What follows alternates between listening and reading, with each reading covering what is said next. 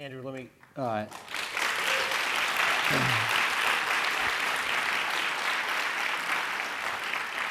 me ask you to address the core indictment one hears from Democrats and others about John McCain. That is, he's old. He has a worldview that is rooted in the past of another generation, that it's time to turn the page, and that he would, even though there are areas where he's disagreed with President Bush, that on the core issues, domestically and tax cuts, but the core foreign policy issue of the Iraq War, it would be more of the same.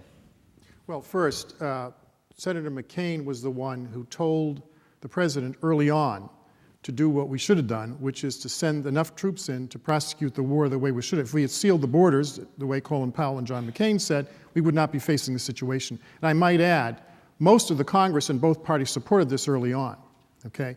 And I might also add that Senator Obama hasn't even gone out to Iraq to talk to the people in the country. If he's making a policy, he ought to go to the country to talk to the leaders. It's going to have a profound effect on the country, particularly the policies he's arguing.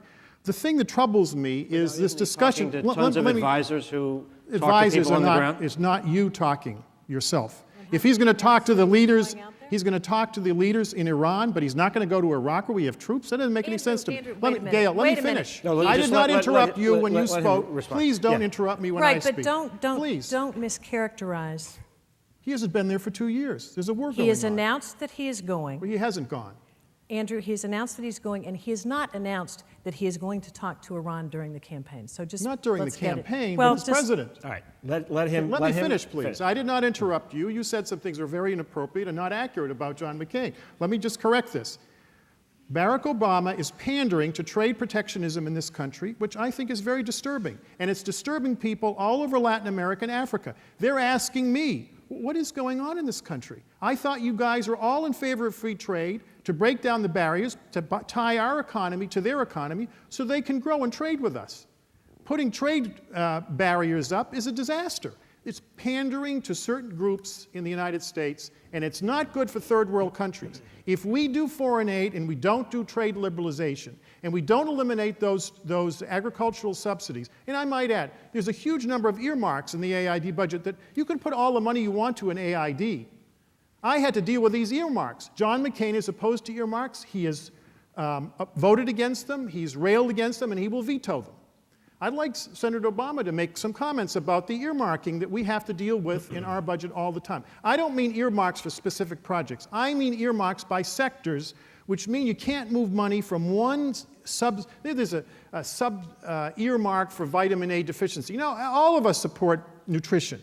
But why should the Congress tell us you spend $2 million for vitamin A deficiency, but there's nothing for vitamin C or for one other vitamin? It is ridiculous, the effect of these earmarks on aid's capacity to be responsive to the people in the developing world. I'd actually like to have less money and more freedom to spend it according to what the needs are in the field. And that's what a lot of people in the developing world say, why are you giving us money we're not asking for? And the things we want, we can't get because of all these earmarks. I thought you said you wanted us to make the decisions, and we do. And the earmarks are a huge impediment to that. In terms of his age, please, I mean, that's ridiculous. The fact is, Winston Churchill led Britain in World War II, and he was an old man when he did it. He had been in the Parliament for 40 years before that. Charles de Gaulle saved France when he was in his late 70s. Konrad Adenauer built modern Germany when he was in his 80s, for heaven's sake. Age is not the function of leadership. It's a function of your understanding of the way this city works and the way the world works. The world is a very complicated place, very complicated place. I've learned that after all the last 18 years. I've been to 108 countries. And unless you've traveled widely all over the world and understand the complexities of other countries, you may make very naive, I think naive decisions about policy that may be very well-intentioned. I have no doubt that Senator Obama is a very well-intentioned person. But the reality is very complicated out there. And the notion that, I was at a conference on what to do about Iraq, and someone said, a person way on the left said, I strenuously opposed it. It was a disastrous decision. But if we leave right now, it is unethical. This is a person on the left from a major university. And I was a little taken aback, and I said, why do you say that? He said, the effect on the Iraqi people is going to be unbelievable. It will leave a vacuum in the area, and it is, in his view, Scott Appleby, he teaches at Notre Dame, and he's on the left of the Catholic Church on these issues. And I was a little taken aback by him saying that. But he's absolutely right. I know the Iraqi people. I've been there to Iraq repeatedly. I served as a soldier in the first Gulf War in 1991. My reserve unit was mobilized. Among the most educated and sophisticated people I've met in the entire Arab world are in Iraq. I think they actually have a better chance of making that country work than a lot of other Arab countries, to be very frank with you. And I don't want to mention the ones that aren't going to make it. They are going to make it. And in the last 2 months, there's been a profound shift in Iraq, and it's not in the news media, and the American politics sort of ignores it all. They've passed major new reforms in the parliament. The prime minister took action against the Shia militias that were out of control in Basra and in Baghdad, and was successful at it. They are beginning to show the leadership. One thing about development is you need a long time to do it. You don't do it in 6 months or a year. We all know that. And you're not going to rebuild a country damaged by a genocidal maniac like Saddam Hussein. Saddam Hussein killed 150,000 Kurds with gas in the late 80s. He killed 116,000 Shia, and I went to the mass. There were 80 mass graves, and the AID staff, by the way, discovered those mass graves, and we did a film on it. AID did it. Not as a propaganda, as a human rights issue. We funded 24 human rights groups. We funded 10 universities to modernize by putting the internet in.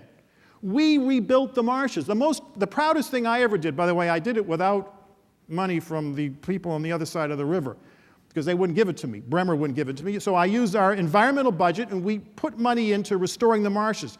The greatest wetland in the Arab world, Saddam drained 92% of the marshes. It was an environmental catastrophe. We had 77 Iraqi scientists helping us rebuild those. We're going to abandon all these people after all that work to try to rebuild their society after what Saddam did to this? I think it's criminal. I think it's criminal. We just don't walk away after all this, regardless of what your position was in the war in the first place. There are 23 million people in that country. We're just going to abandon them all by walking out? I don't think so. One quick credit